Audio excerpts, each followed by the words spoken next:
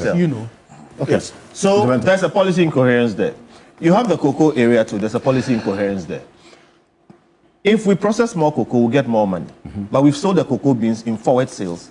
And Felix will tell you we need the money to show up the economy. So clearly, we are burning on both ends. Okay. And then Galamsey is also eating up the cocoa production. Now, we know that Galamsey today is a matter of organized crime. The people who are spending millions of dollars doing LCs, importing hundreds of excavators into Ghana and clearing them and sending them to the bushes are extremely well organized. Yeah. And their financiers and all those people are sitting in air conditions offices in Accra. Like Engineer Ken is saying, you can trace if you want to trace. Ghana is a very small country. And everybody knows everything. So look, if we want to do it, it is about how we project and direct government power. I want President Mahama to succeed. But I've said and I've repeated that the indications do not look like he will succeed. Look, he has a short time. What he needs to do is disrupt. And like Ken is saying, if he documents the measures of success, what we need to see, how we need to get there, okay, he can't finish it, but he can start it. And he can disrupt to a point that the next person who will come can take it up and solve it. But now, and I say these things because they are the big elephants in the room we need to deal with. Right. We have a creeping situation where our local people are getting comfortable with Galamsey. It is feeding them because of the Galamsey economy. Now Galamsey has become an elite fight, led by Ken and the coalition all of us are part of. True. But you have a situation where our people at the local levels have made peace with Galamsey and will become the people who will be fighting us. We need to deal with that dynamic. All right. So in short, it is a projection of government power. And today the projection is looking like it is working on a nefarious angle. It is helping the people who are causing the problem because of the policy incoherence. We want the benefits thereof, but we don't want the problems thereof. And somehow, because of that, and the government is not projecting properly. And here, we have a living, sitting example here. We've said it over and over again, that it is local leadership that can stop this thing. Okay? They don't get support. Wherever you don't find Galamsey is the chief and community leaders mobilizing their people to stop it. And they've stopped even people who have licenses, so-called. Yes. All right? So we know the solutions. But look, the benefits too are there. And now we get to a point where there are laws called RICO laws. Okay? It's for tracking, racketeering, tracing the money, and catching the big boys. We are not implementing. We are not even passing them. All right? We have community leadership that can be helped. The people who are doing the work, like you say, I said it's a projection of government power. When power changes hands, Andy is here. He's just told you what we've been saying all over the place. True. A different set of people go in. There's a story I wanted to tell, but maybe because of time I can't tell. How the mine is owned by somebody. When they change hands, then they switch it to another person. Yeah. And they just play those and games. he just comes to front. Yeah. It's the same So, scheme. it is the same powers of the state which are being deployed to protect these people and to continue the mayhem. I don't know where it will stop, but I know for a fact that if we get leadership at the very top to go broke over this matter and say, look, we are going to go all out and disrupt them, there's a price we will pay. The price is the benefit we are getting, okay, the dollars and whatever it is. There's a lot of political financing also coming through that place, all right? And we need to decide that, look, enough is enough. Because, look, we are all paying the price. We'll continue to pay the price, okay? More people are going to die. Okay. And it is the germ of a bigger problem. I've said it over and over and over and over again. I'll repeat. Galamsey in diamonds is what collapsed Sierra Leone, Liberia, and those neighboring countries. Because you had youth who became hardened, militarized, and they became armed, knew the forest, and at a point, they knew they could override the standing army of that country. It just took a spark, somebody to mobilize them, and they melted down their whole nations. We are dealing with an existential problem. We're already facing the consequences thereof. The worst consequences are yet to come. We just mentioned the issue of sacrifices and rituals going on there. Yeah. What these people are becoming is a different kind of human being that does not fear anything. And when they break out, we will understand why we are making the calls we are making today. Let's stop it now. It will take the projection of state power to stop it, to do it. Otherwise, we'll stand to pay the price in future. And that disruption that you want as a solution to this, you're not seeing that. I am not seeing the kind of the will.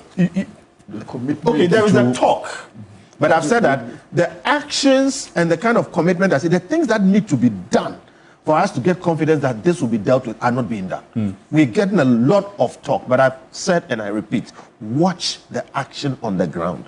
Don't watch the talk. It's the action. The action on the ground. And if you look at the action on the ground, there is a whole new set of excavators out in the forest now. There are a whole new set of leaders leading the Galamsey fight now.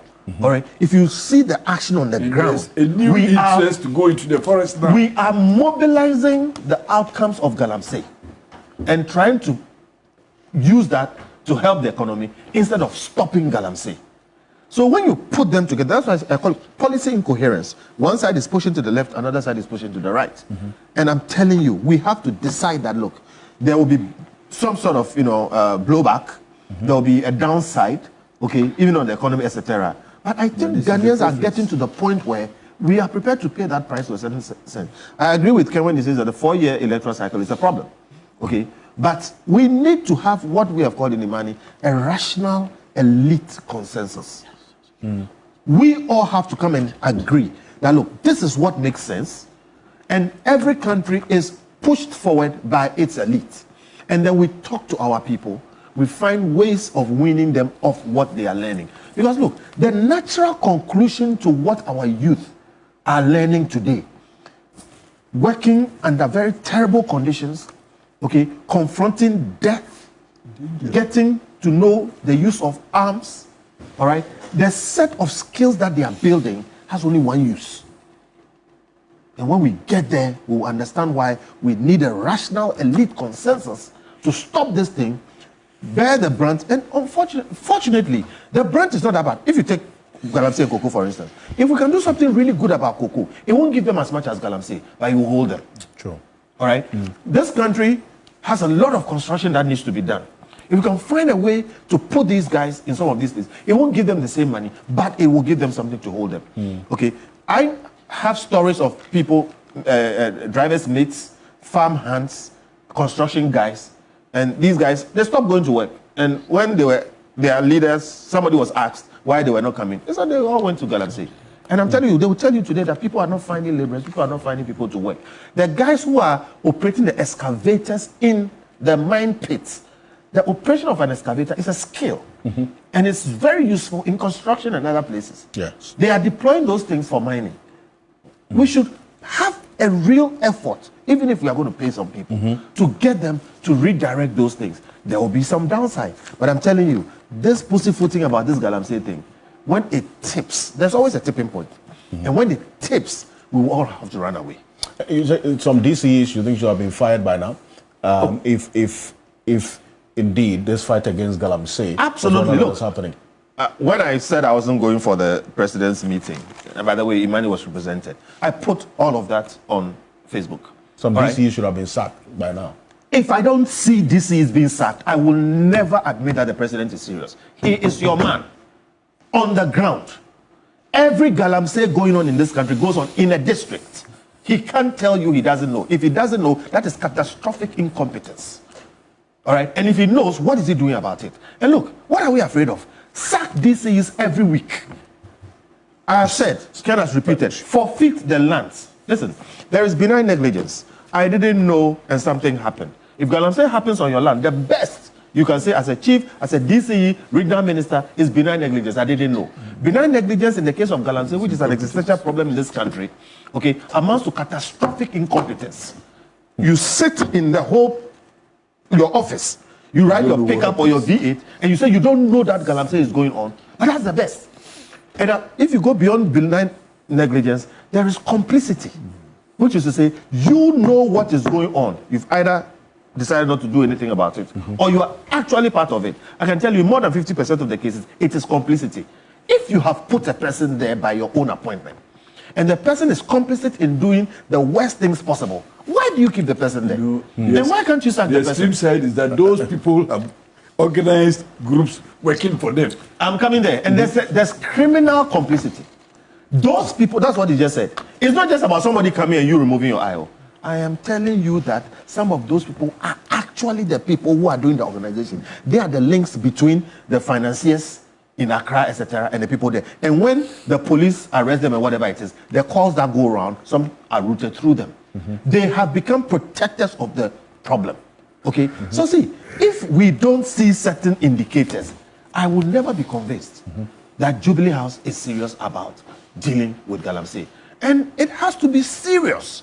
Okay? And Alfred, Yes. I don't see why we can't have a league table. Okay? Where do we have Galamsey? Who are the people there? Sack them every week, appoint new people. All right? That is disruption enough. You know why? If every month there's a new DCE, that person will not be well established in the system to even build their networks properly.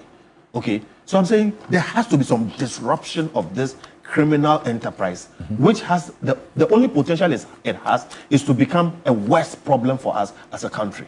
You sack DCs every week. Sack DCs every week. Regional ministers are there. Okay? Look, forfeit the lands. When you talk about benign negligence or whatever it is, when you have land and you are the chief and you are the custodian of the land and you sit and you allow that to happen, in fact, in some places it's grounds for distillment. And I hear in Ashanti, some people have been distilled over that stuff. Okay? So when you sit, 4 or 5 chiefs, yes. Yeah, and if you allow the land to be poisoned, the president holds our resources in trust. Okay? There is legal ground for the land to be taken from you. Because under you have allowed it to be poisoned and destroyed. The minerals there don't belong to you by our law. That's a different argument. But I'm saying there is even sufficient legal grounds for the forfeiture of lands that have been tainted by Galamsey. Let the state own it so nobody legally can go there anymore. All right?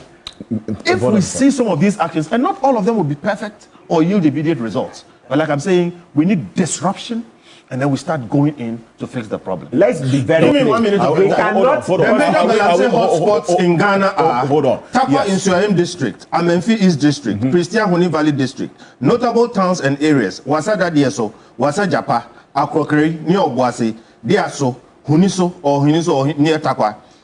Major regions affected: Western region, Ashanti region, Eastern region, Western North region. Do you want more?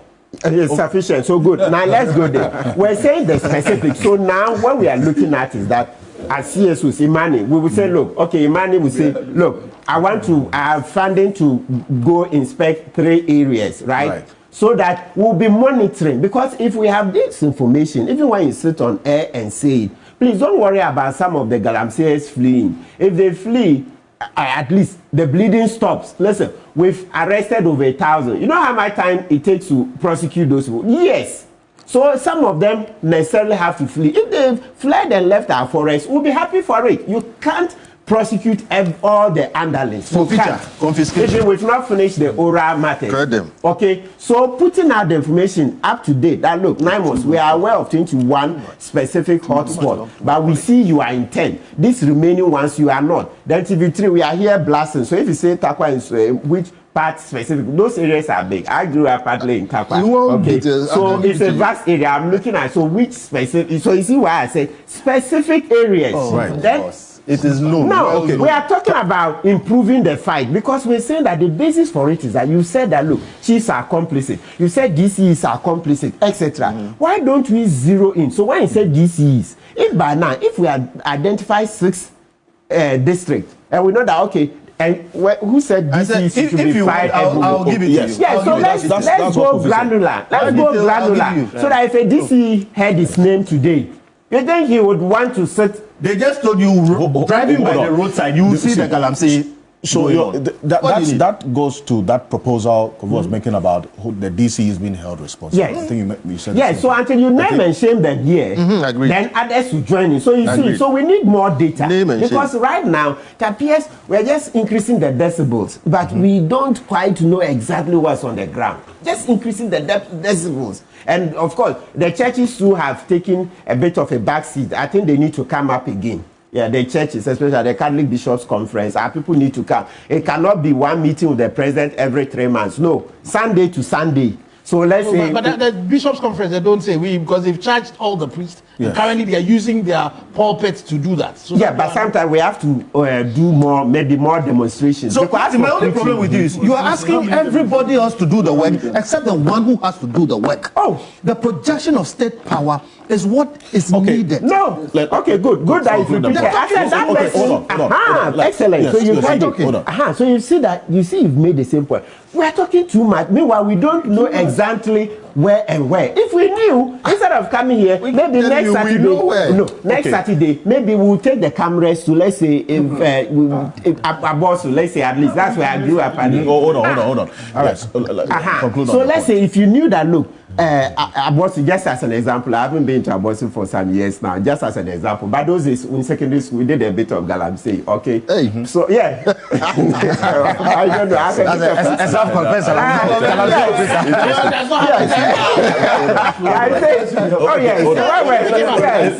Those days. What you people don't know is I am Martin's lawyer. You have a right to remain silent. Don't say anything anymore. No.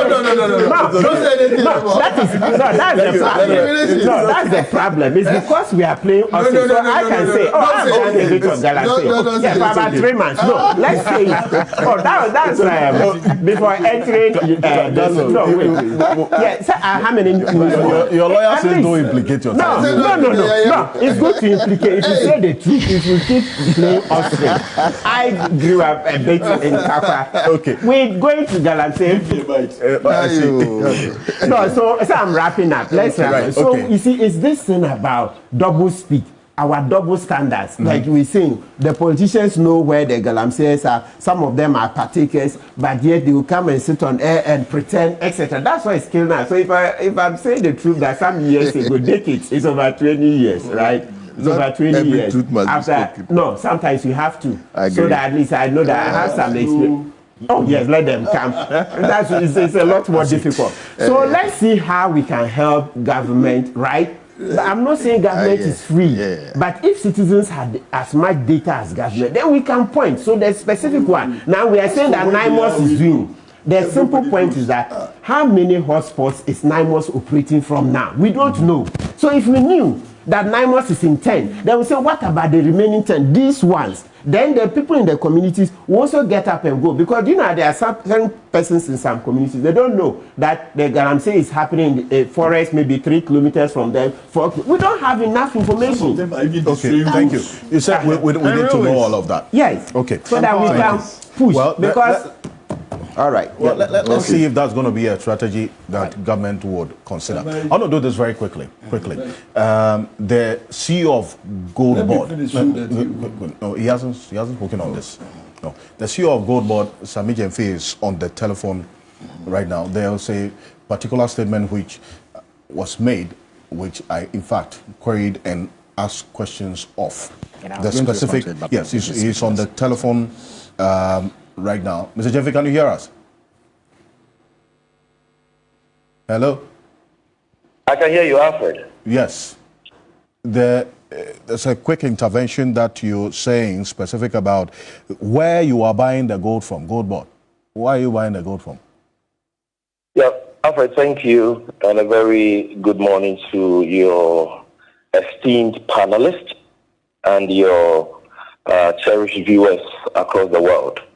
My attention has been drawn to a false statement that one of your panelists, specifically Mr. Kofi Bentil, has made about the sources of gold purchases of the Ghana Gold Board. I understand that he stated categorically that about 85% of small-scale miners in the country are Galamseyers, and therefore 85% of the gold being purchased by Gold Board by inference is coming from Galamseyers. I want to put on record that that statement is totally false. Mr. Bentil should not be allowed to get away with such falsehood on a very important platform such as Key Points on TV3. For the records, Gold Board is a creature of law. The Ghana Gold Board was established under Act 1140 passed by Parliament in 2025. That law provides for how and where Gold Board must buy gold. And if you read it, you'll find out that Gold Board, by law, is mandated to only buy gold from licensed miners. We buy gold, and Mr. Kenashibe, who is the head of the Chamber of Mines, will attest to you that there are about 7 large-scale mining companies in Ghana that Gold Board currently buys 20% of their gold. I'm talking about large-scale mining companies. And we buy this gold to shore up our gold reserves. Number 2, when it comes to small-scale miners, the law requires the Gold Board to buy gold, or the gold produced by licensed small-scale miners. Now, there are over 2,000 licensed small-scale miners in the country. And that is the primary source of all small-scale gold purchases of the Gold Board. So the Gold Board, by law and by policy, does not deal with illegal miners.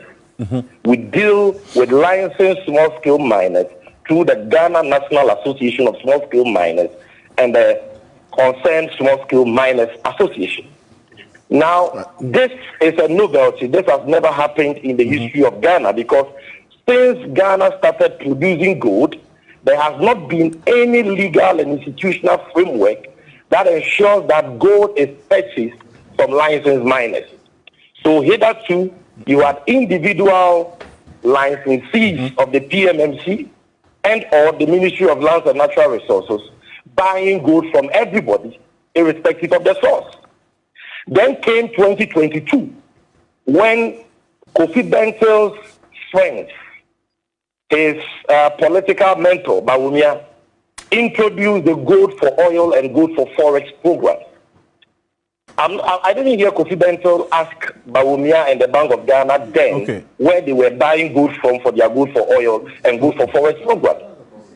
When we decided as a government and as a nation to go into gold purchases, created that legal and institutional framework that mandates us to only buy from licensed miners. Now, to enforce this legal injunction, the president has directed us to do what is provided for under Section 31F of the Gold Board law, which is to establish a full value chain track and trace system. And the process has started, and we have already given timelines that by first quarter of next year, we will have a track and trace system, which has never happened since Ghana became Ghana. And this system will allow us to trace every gram of gold produced in Ghana and purchased by the Gold Board to its origin mine. So Kofi Bentil lied on your show when he said that the Gold Board gets 85% of its gold from illegal miners. It is not true. So when we get our gold from the over 2,000 licensed miners in Ghana. Right. Now, when you make the point... let me explain something to you, Alfred. Quickly. We, as a corporate entity, do not buy gold directly. We buy it from private licensees, like it pertains in the Kwakue area. Right. So it is possible that a private licensee of the Gold Board, licensed buying agent of the Gold Board, despite the legal requirements of them buying from only licensed small-scale miners, it is possible that you may get some of them breaching this legal provision. That is why we are introducing the track and trace system the president has been talking about, so that we can fish them out, we can segregate the gold, and we can ensure total compliance with this. So you shouldn't sit there and talk about things he doesn't know. Where did he get that figure 85% from? Okay, so Sammy, since you said your attention was drawn to it, a couple of things. I then would assume that you weren't watching at the time. When he made that statement, yes, I raised queries about that. But then you make a point about you don't buy gold directly from the miners, and that there is a possibility that the licensed gold buyers that you engage would breach the law that mandates that Gold Board buys the gold from only licensed small-scale miners. There's that possibility that they may have bought from illegal small-scale miners that you are not directly aware of and you are not directly engaging. So that's a challenge. So, my brother, are you aware of any perfect system anywhere in the world? You cannot have a perfect system anywhere in the world. We are saying that, first of all, understand how gold is bought. Yeah. Gold is bought in buying offices in district capitals and regional capitals and various towns across the country. Gold is not bought from mining sites. Okay? So when an individual buyer is sitting in his office in Kofi and somebody brings nuggets of gold or gold in the form of a powder, that individual Ghanaian may not have the technology to detect whether that seller is a licensed miner or not. And it is the responsibility of government to put in place the systems that will ensure that that buyer is able to trace the source of that gold. I am saying that Kofi Bentil's friends were in power for 8 years. They started gold purchases under gold for oil and gold for forex. They did not introduce any such system. Okay. We, in less than 9 months, are introducing that system that will allow these individual licensed buyers of the gold board buying gold for us to be able to detect the sources of the gold they buy. So the traceability is what you are introducing. Any objective person, Alfred, will comment. And you will not come and say they're throwing figures around. So the traceability... 85% of small-scale miners are Galamsey. What is the so the traceability is what you are putting in place now to identify this and address the challenge. Did we ever have a conversation about traceability when Kofi Bentil's mentor Bawumia was vice president and he was doing good for oil and good for forex? No, because they were buying gold without any proper institutional and legal framework. That is different from what is happening now under President Mahama. And he has given clear directives, and we are almost done with this track and trace system. But even in the absence of the track and trace system, go to our website. The terms and conditions of our license are clear. We don't buy gold from illegal miners, and we don't deal with illegal miners. We rather, at the time NIMOS was facing challenges with resources, we rather are giving financial and logistical support to NIMOS to go and fight illegal miners. Why will we do that? Can the kingdom divided among itself stand? And then you don't have any evidence, you don't have any data. You come and sit on national television and you throw a figure, which is a figment of your own imagination out there, that 85% of gold bought gold comes from illegal miners. You should stop that propaganda. Right. So that, Sammy, it's the point that you make about the traceability is the next phase of the conversation in dealing with this challenge. That's what you have identified. First of all, as well. I want Mr. Kenashigbe, who is a key partner of the gold board there, and who currently is working on that. Engineer Kenashigbe is seated here. In fact, hold on. Yes, he corroborates the point that you are making. On the development of model LBMA certified model mines and refinery and all that, to educate Kofi Bentil that gold board buys large-scale mining gold. Okay. That's number one. Number two, gold board buys a small-scale gold by law from licensed small-scale miners. But we are not hypocrites. So we know that there are over 700 licensed buyers of the gold board who are scattered across the length and breadth of Ghana. Some of them may, at some point, be doing the wrong thing. Okay. And we want to be able to check them and make sure that they buy gold for us only from licensed miners. All right. That is why in record time, we are doing something which has never been done since the days of Budgetment. Okay. And you think that we rather deserve criticism and not your friends, Bawumia and Ofosu, who were in power for 8 years, doing gold for oil and gold for forex without any traceability system, without any law, without any legal or institutional framework. Engineer Dr. Kenashigbe, you reference is seated here on the engagement of the large scale that's companies in doing so Sammy, thank you very much. And you see, I know that my brother and Minister for Government Communication is there. So here, and he will do justice some of the issues that you have to the issue you are discussing. So I only came in to respond make this to the intervention. issue, the allegation about gold board buying 80% of his good from Galamsey. Okay. As for the issues about illegal mining, my good brother and Minister of Government Communication is there, and I know he will do justice. Duly noted. Yes. Engineer. So just what kind of arrangement is just so a brief again, one? so the some of the large scale miners sell their gold also to the gold board, and so the gold board itself, it's also again beyond the LBMA certification for the refinery that gold board is pushing. There's also the push for some responsible modeled mines that the gold board is also looking into, and there are some conversations that we are having to really be able to get that done. But again, as Sammy himself accepted, because of the nature in the way they buy the gold, we need to work on the traceability quickly.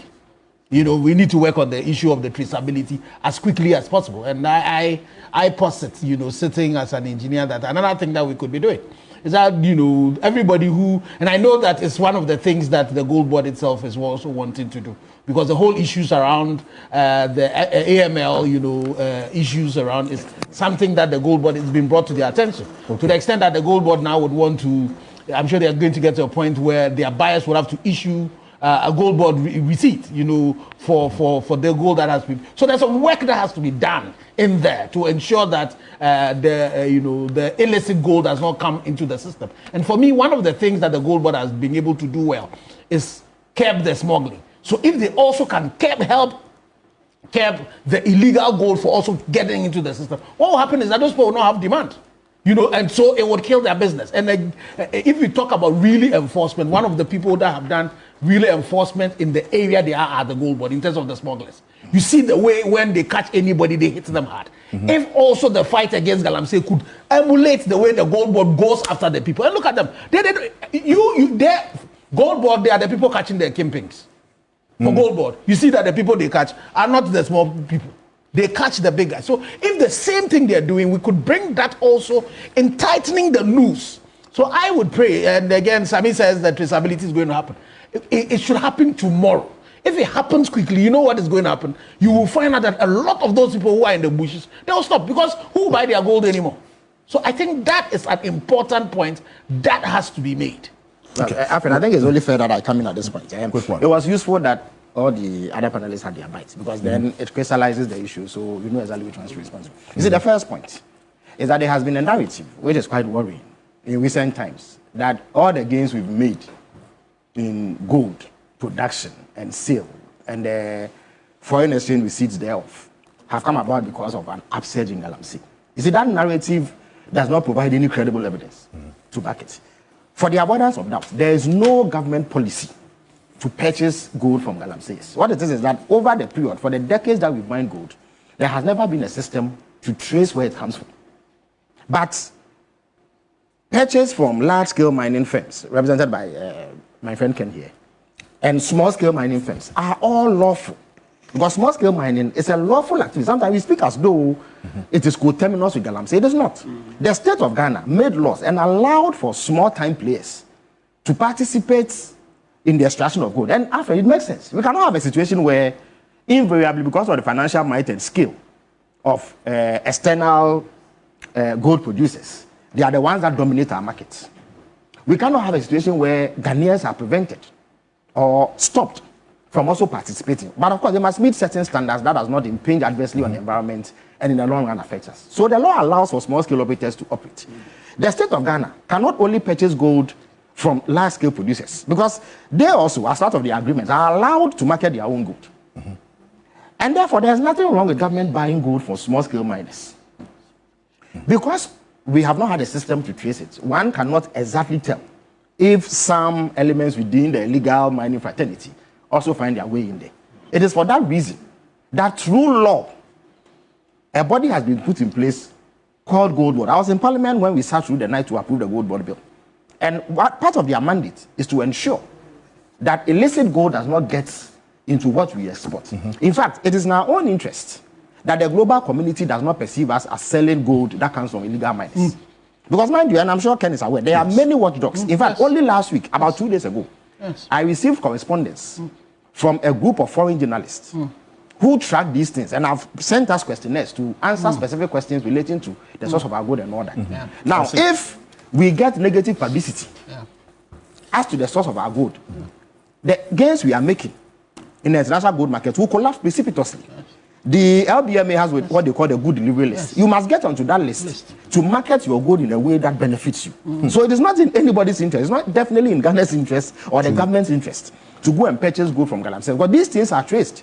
There are all manner of sophisticated technologies that they can use to trace where the gold comes from. So I think that the blanket statements that are being made, that we are buying gold from Galamsey, and that is why we are having an increase or an upsurge in gold production and sales thereof, must be limited, and it must be based on absolute facts. The other issue too that I need to raise is that in all of this, political will is important.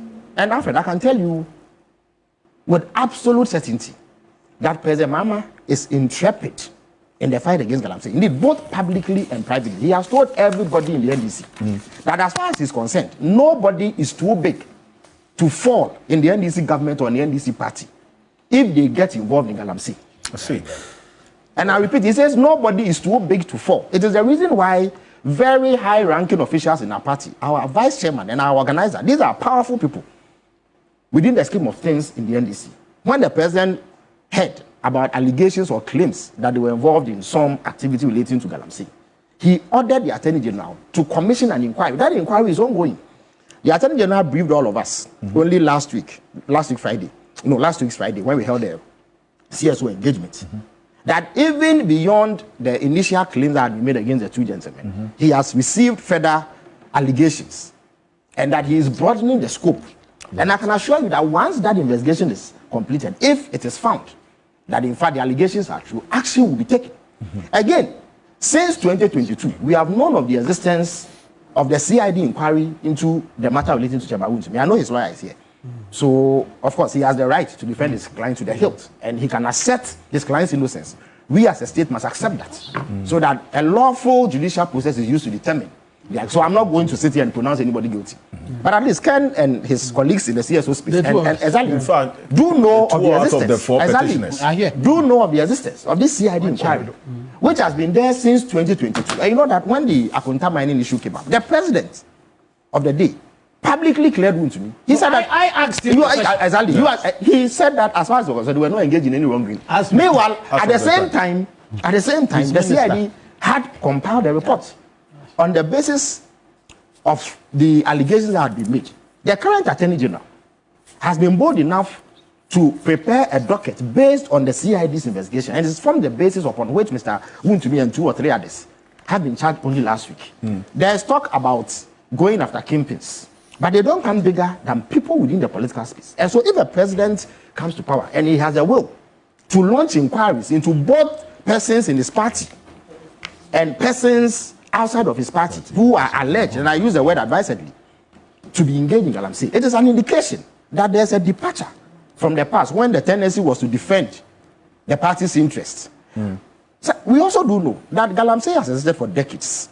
When Martin mentioned his dalliance with Galamsey in his youthful days, it is only an indication that it's something that has existed. The scale on which it was being done was not necessarily harmful, so we didn't pay much attention. They were using precautions, so these are desperate young people wanting to make a quick buck to fend for themselves, so they'll go and dig here and there. It wasn't a problem. But over time, some greedy, selfish, criminal elements found out it was a way that they could make quick money. And so they invested, recruited people, gave them sophisticated equipment. In the last 8 to 10 years, this has festered. There was not significant action or the mastering of political will to deal with it. We have the Frimpong Boateng report, for instance, in which a whole minister for the environment, who the president tasked with addressing Galamsey, says that there were government officials, there were party officials, there were high-ups in society who were involved in this operation. Even that report was concealed for many years until it was leaked towards the 2024 elections, and it became an issue.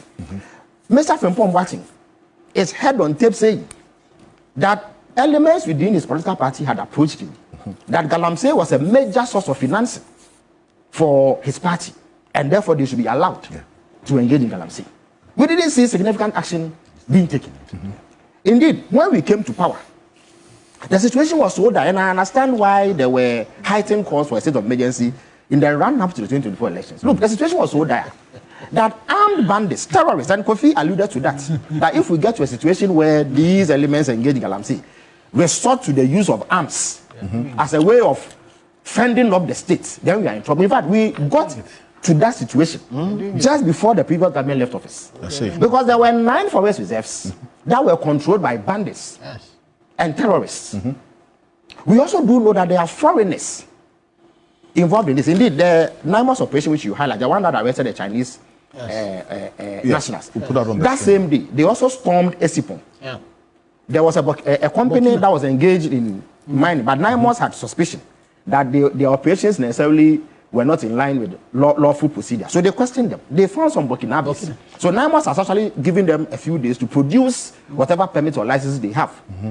Failure. The Burkinabes, they do the cyanidation. Yes. They bring them failure to do so is going to, in fact, NIMOS has actually seized the excavators, pending the production of relevant authorization to do so. But I was making the point that the situation that Kofi alluded to, we got there before the government came to power. Interesting. Now, those 9 forest reserves have been taken back. And you notice that when we did that, some elements tried to go back. Immediately, they were apprehended. So, again, an issue has been raised about whether or not the state is projecting power. Only last Tuesday. No, before you go there, yes. You see, Kofi makes a point about, for instance, if you are in the community, NIMOS, fine. But there are DCs and MCs. I'll come to all of that. I'll come to all of that. Chair the security councils. I'll come to all of that. Why are you not holding them responsible? I'll come to all of that. I think the president who is willing to go after his vice chairman and his organizer and other big people in society has no fear dealing with MCs that he has appointed. So those where this is happening. Listen, if evidence ever emerges of the complicity, what Kofi calls benign negligence, and active involvement of MCs, DCs, regional ministers, or any form of government official, the president would act. To the extent that this is happening, it takes 9 months to even go No, there. You see, so does that we must understand what is happening. We have spoken about the allure of good and how powerful it is, and the money is involved. Yeah. Being human, it is not unusual for people to be compromised along the chain. So, in fact, if you follow NIMOS carefully, the way that they operate so that there are many people on the ground where they operate who are unaware of their operations before they strike. In fact, there's a funny video that the head of NIMOS, Kenabua, shared with me, where there was a gentleman engaging, or there was a group engaging illegal mining somewhere in the Upper West region. When he led the team to storm the place, the gentleman said, "Oh, Mamasa, at least inform me that you were coming." Whereupon he ordered the immediate demolition of all structures and the leveling of the sand that they are heaped to refine another. So it shows you that in the past, there were people who were leaking information to them on the operations of anti-Galamsey task force. So now, NIMOS strikes, sometimes they don't involve people on the ground. Again, let me put it on record.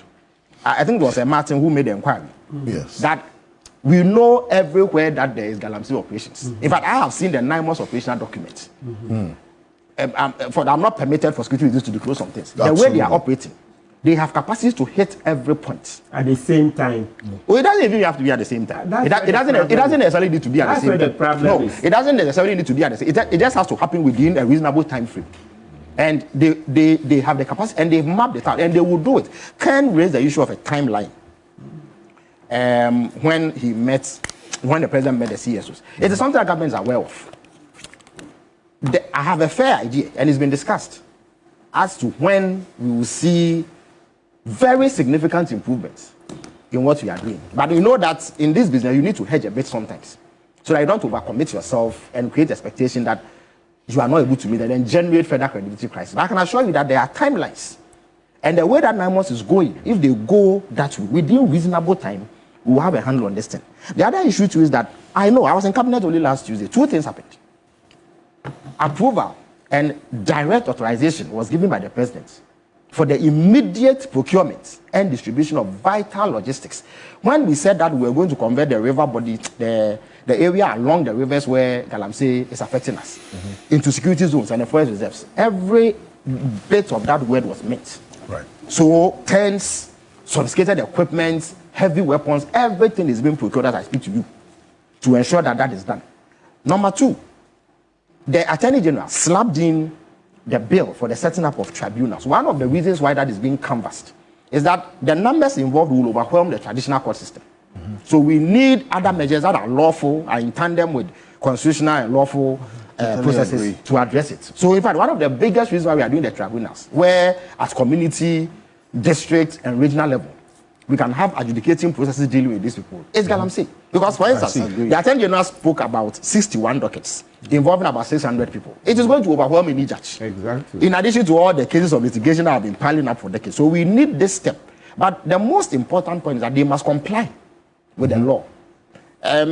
Because of the way that Galamsey is insidious and the impact that it has, if you are not careful, you will call for extrajudicial measures. That's why we need to be careful. For instance, these boys that the NIMOS has arrested, there are some who perceive that perhaps on site you shoot everybody. We cannot have a situation where we have that kind of thing happen. We said that here. We have to operate within lawful boundaries, but it has to be punchy. And NIMOS, sometimes they are pretty harsh. It is not everything that we put out. Some of it is pretty graphic. And the measures, I'm telling you. Put it out so that we can. We don't want the abuse. We don't want the abuse. There's no abuse. There's no abuse. But they use, in fact, they use what they call maximum force. And when the police say they are using maximum force, you know exactly what that means. How? Just so that they are able to subdue these operatives, in order that they are able to address it. Now, on the issue of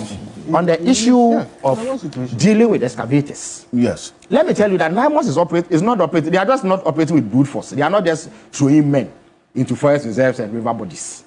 They are using technology. They have drones. They have satellite imagery. They have AI. Today, if you went for an excavator from the port, even if you showed legitimate documentation that shows that it's going for construction or lawful mining, you are restricted in its use. You can use it only within a certain geographical location. In fact, NIMOS does not have to come to the ground to deal with you if you breach that. It can be immobilized at a command center in Accra. The moment you cross the line or the area, the boundary that you yourself said you were going to operate in, it triggers an alarm that automatically immobilizes your excavator. I see. If you go around Shire Hills, Esutare, Burma camp, you see that all the excavators are under tight military scrutiny. You can't go there without express authorization. That is after you've provided sufficient documentation to show that this excavator is for lawful means. Number two, even now, in fact, going forward, you cannot even import an excavator if you don't prove that it is for purely lawful purposes. All of that is going to happen. So I can assure you that the political will more than exists. What perhaps has done this is a lack of political will. The fear that we will offend big people in some time, even when we come here and speak about it, we get backlash from our own people. They said, oh, but the people was doing it, they got money, so we should do it. That is one of the problems. But President Mama is not going to allow that. He has told us that don't pick a phone and call him to intervene because you've been arrested for engaging. He won't even pick if it relates to Galamsey, and that he is not going to come to your aid. He has also said that he is the one the back stops with. No amount of intervention. And indeed, people intervene, as you know, people, chiefs, opinion leaders, even priests sometimes intervene to get, excavators released to people. None of it is being countenanced by the president. So as for the president's commitment, it is beyond debate. It is beyond dispute.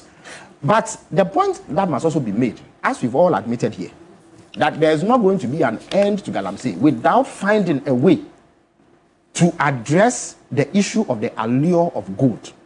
So there are these boys and girls, young men and women, who think that rather than going to engage in some labor to make ends meet, they should risk it all and get gold to sell or get paid through the process of gold.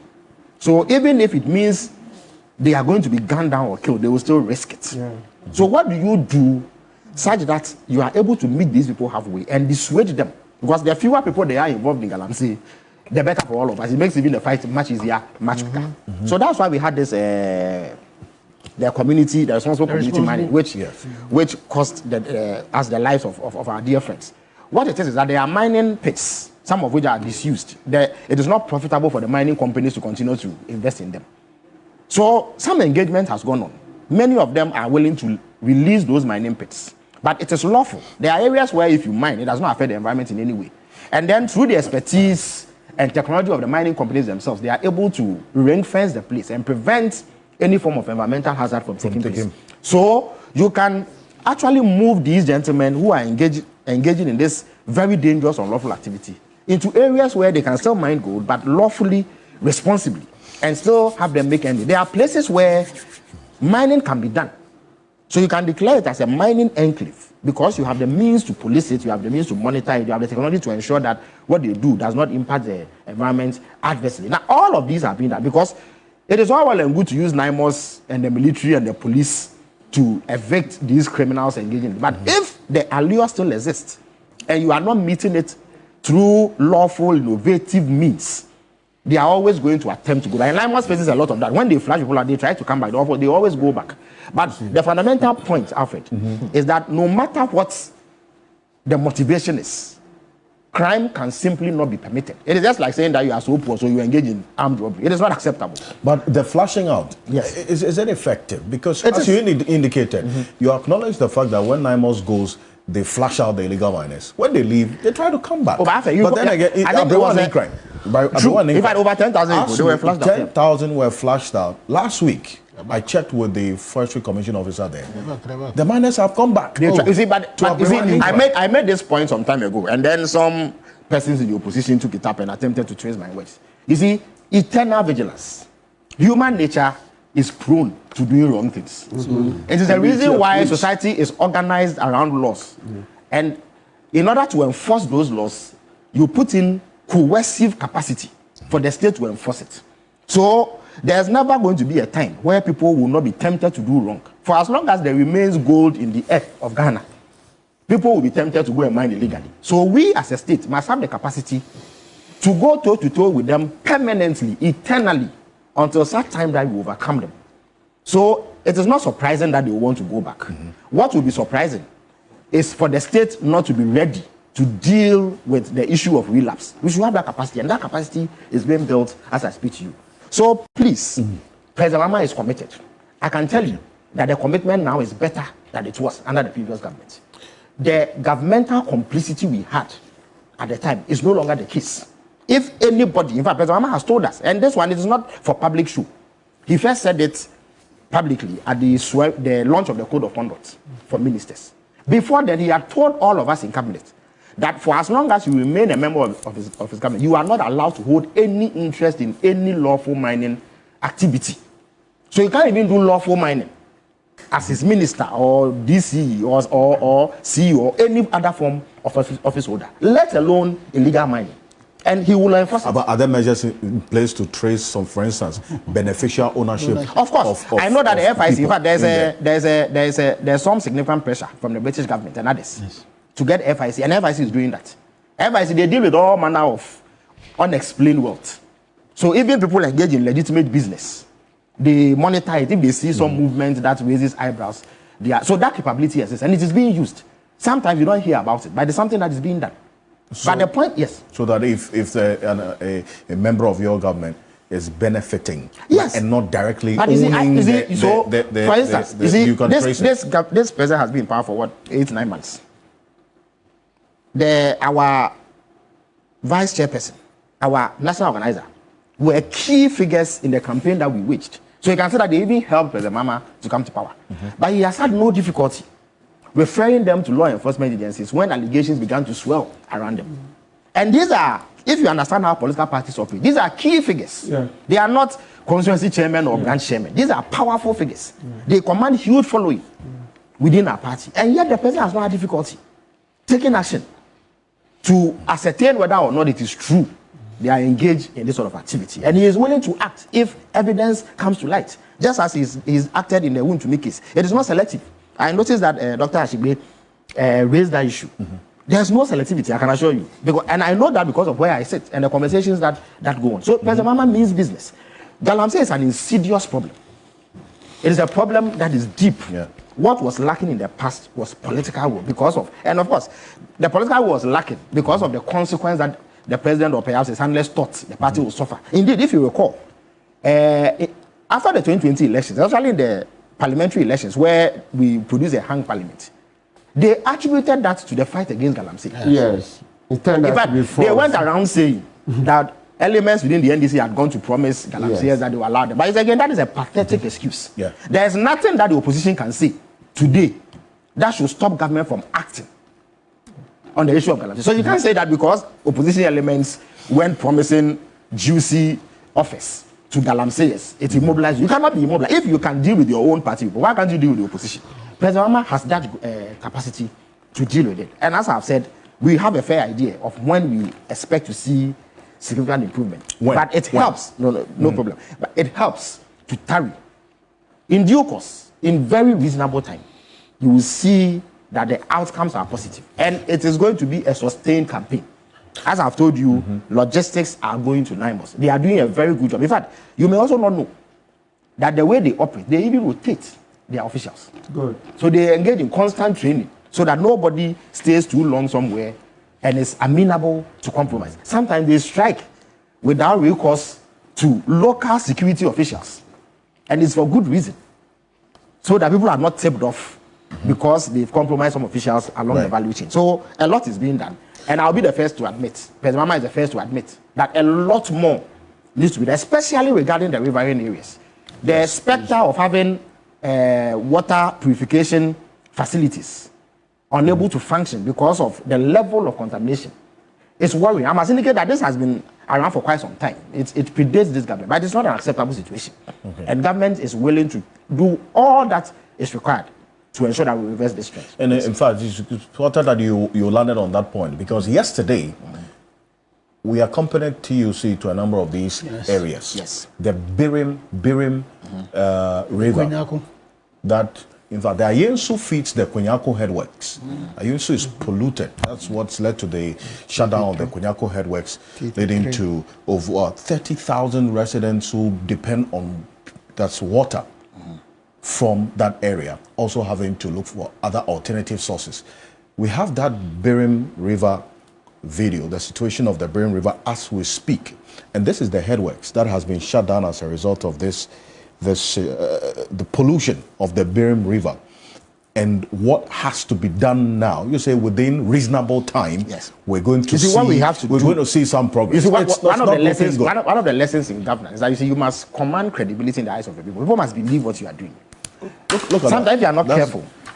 Yeah. Oh, of course. This one is an emergency, so it should be dealt with today. That is being done. The point is that the whole issue of Galamsey is an emergency. Absolutely, absolutely. The point is that it is a deep problem. So in fashioning out the responses, you need to allow for sufficient, reasonable time to deal with it. Sometimes you can come under pressure, and it is the right of Ken and his colleagues in CS to put pressure on government. And the president indeed welcomed it. It is something that puts us on our toes. But we in government, however, must operate on the basis of cold facts and evidence. What the reality is, what our capability is, and what we can do within the constraints of the resources and limitations that we have. That is what is happening. NIMOS, and I've done it, I've seen their operational plan. They actually have attached a time frame within which they expect to achieve this. All things being equal. It is our duty. Disclose it. So that, don't worry. I can assure you that they are receiving the support. There are concerns about you raise the expectation too high and it can come back. But it helps. It's a motivating factor. Because they have been. What has happened is this. So an assessment of the situation has been done. What did we objectively? What is the problem? What is this extent? What does it take? What does it require? So you were doing some things in the past. I recall that NIMOS has been active since May. Before NIMOS, there was some disparate efforts. The police had their team. They had a crack team of about 85 people. Creme de la creme within the police. They were pretty effective. But before long, we started receiving reports of extra lawful activity. There were allegations of extortion, allegations of compromise and all that. And it became problematic. There was also the team from the army. The Forestry Commission itself had people also doing some things. Now, if you don't coordinate that, the tendency is for you to work at cross purposes. And monitoring also becomes a problem. And so it was important to put all of them under an umbrella body that has the capacity to monitor, keep even those doing the enforcement in check so that you don't engage in excesses that can undermine the whole exercise. So all that has been done. But since then, they've been consistent. It is not everything they do that we show. They've been consistent. They've been super professional. Yeah, indeed, only 3 weeks ago, they did some retraining for their people. Hundreds of men have been roped. Yes, 400. Have been roped into. They've divided Ghana into a number of zones. 21. Absolutely. And they have men who can move on the spur of the moment to any of these places. Their operations are intelligence-led. Before they go, they send a crack team of investigators ahead. They don't like to rely on local reports because those can be distorted, they can be compromised. They send a team of intelligence officials ahead who embed themselves within the community. And when they are moving, they don't even tell local people. Okay. So they go and do it, and you hear complaints about, oh, why didn't you inform us and all that. But what they look out for is the outcome. It is necessary to do that because of previous experiences. Okay. Ultimately, it is the outcome that will justify all the investment and the effort that we are making. But I think that it is legitimate that the public is anxious. It is legitimate that the public is worried. The president is as worried as anybody, because it is not going to be during his tenure that we lose the fight against the and cede territory, Ghanaian territory, to armed bandits and criminal elements. I'm going to take an intervention from Mr. Bentil. You see, because Engineer Ashibe says the president must be selfish when it comes to this fight, because this is a legacy. Oh, no, is it? It's a legacy term. It is not so for the president. For the president, it's not so much about a legacy that so when he leaves the scene, he is praised. That is not really what it's about. Look, every rational human being will be concerned about what is happening. Yeah.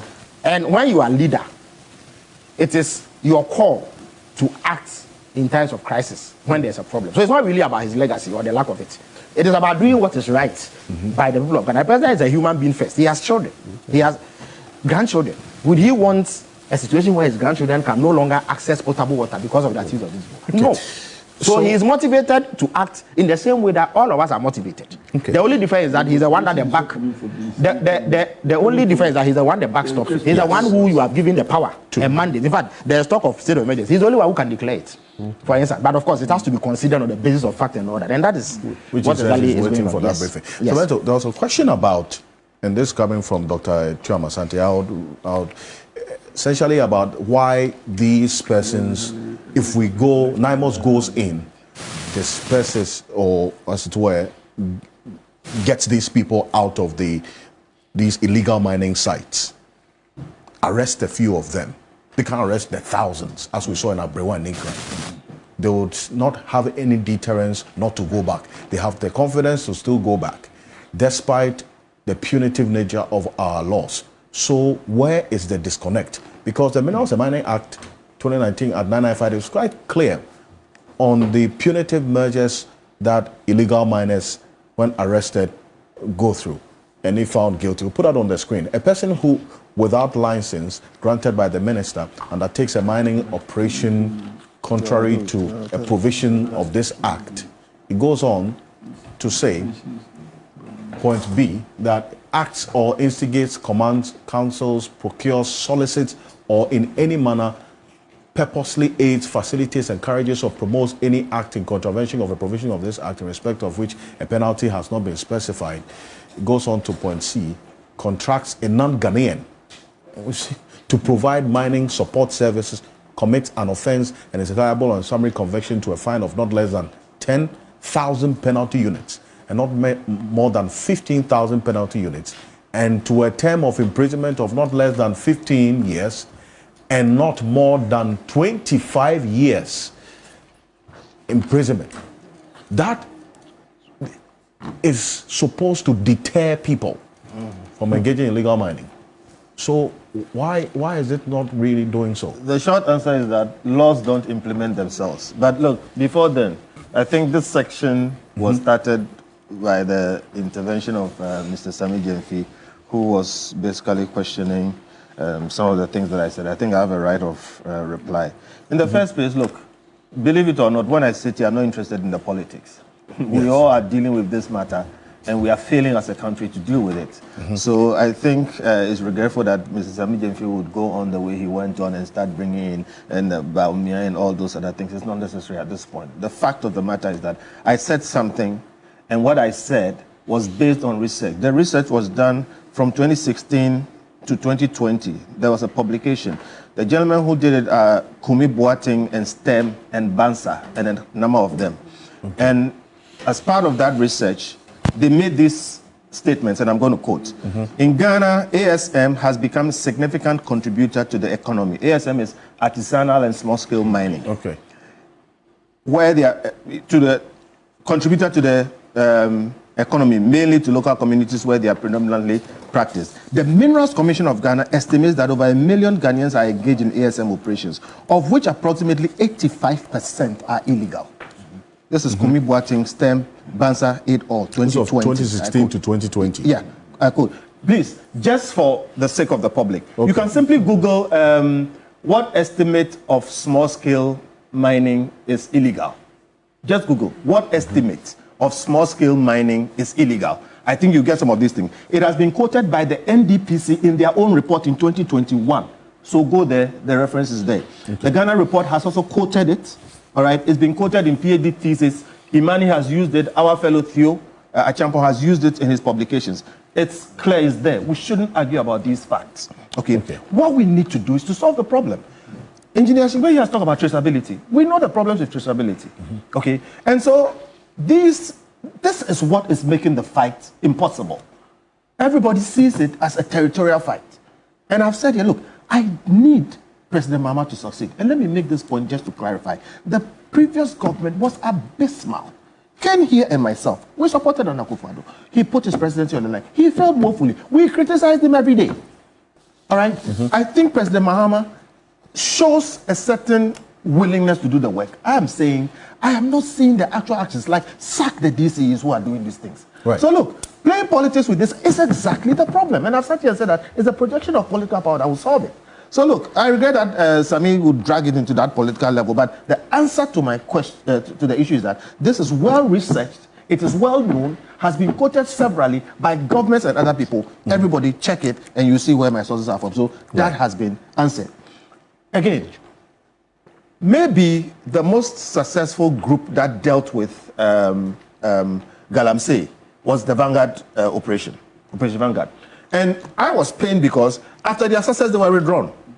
My theory is that... close to the election. Yes, my theory is that they were withdrawn because of the politics and because some of the powerful people who were involved, okay, got them out, you know, using these political influences. Now, the next indication or the next group that shows the indication that they are likely to succeed like the Vanguard group is the NIMOS group. But look, it's early days yet. So I am happy to hear the successes NIMOS is chalking. But we've seen it before. They start well, and very soon it just ebbs and goes down and is dead. So look, I don't think President Mahama can solve it in 4 years. It's in 30 years plus coming. Okay, but I keep repeating, he can disrupt the system so much that it will be difficult to restore it. And then whoever comes next can continue from there. The way we will not solve this is to politicize every statement that is made, even when it is researched and clear and out there. And if nobody knew, I sit here, I'm not in government or anywhere. You should know this. You should know this. So look, I think there's a general agreement around this table about the problem. Not knowing or refusing to acknowledge or pretending you don't know or attacking people who speak the truth about these things and then put political, all kinds of things. I mean, it really poisons this space. So look, I think my point is made. All right. Now, this law that you are talking about, that's another matter for me. Okay. We have enough laws.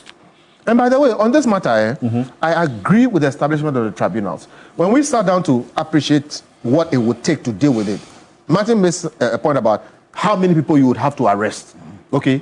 They should pick up the Esipon Stadium, put it there, put the people there. We need special laws to deal with Galamsey. Yes. Okay? And we have enough laws, one. But when it comes to the criminal procedure and other things, too slow. Okay? There are some hitches in that thing. And when that happens, that's why in the US they made the RICO laws. Okay, you need specific laws. We have special laws for all kinds of different things in this country. True. So we need special laws when it comes to rounding them up, when it comes to bail. The tribunal system can help to deal with some of these things, okay? And when you have all these laws, they are not being implemented. The laws are being observed in breach. Okay, and it is simply also because of the use of political influence to bypass them. We had the previous government say, we'll just deport the Chinese. All kinds of atrocious things have been done, ignoring our law on this matter. So as for the laws, they are there. Right. We think that we need some tweaking of those laws so that we can get a firm hand on the Galamsey problem. But it all takes the same projection of political power. These laws will be passed by government. They will be implemented, effected by government. What we can do is to voice out our support for these things. I don't like the idea of tribunals generally because of the history in this country. But if we are going to agree...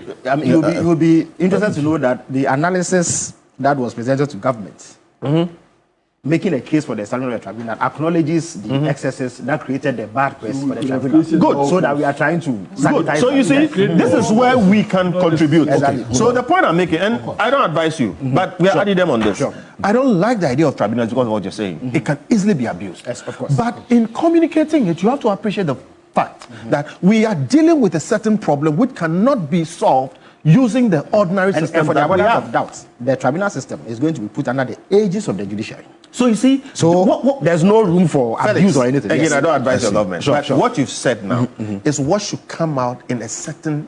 No, it will, when it comes to parliament, Okay, it will be debated openly. The president has executive power to make sure about. Okay, now, please, so- let's move on to Yeah, let but me that's end the this whole one. idea. Let this end it. So I agree When it goes to Okay, parliament, please, all of this will be gentlemen, discussed. hold on, So I hold on. agree with setting up special legal systems, courts and laws to deal with this particular problem in a way that is effective. Right. All right? And to that extent, please, let us tone down on the politicization. And when anybody makes a statement that somebody does not like, you go and start shredding them. It doesn't help us. Right.